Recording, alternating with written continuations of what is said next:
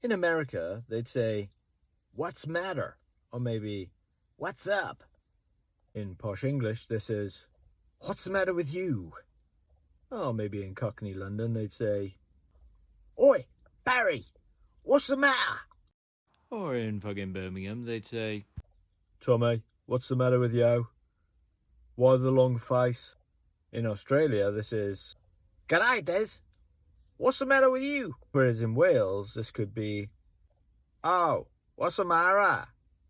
Or a little bit lower, "What's the fucking matter with you then? Oh, what's the matter with you? You got a face like a bulldog chewing a wasp. You got a face like a smacked ass. What's the matter?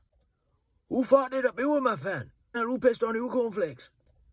You'll notice how the voice is sometimes very gravelly. This person doesn't even smoke, so it's inexplicably gravelly. They probably haven't smoked since they were 10. So W is for, "What's the matter?" Or, "What's the matter with you then?" Try it today. Have a good day. Follow for more, and don't forget to like, subscribe, and share wherever you're watching this to help me beat the algorithm. Thanks very much, and have a good day.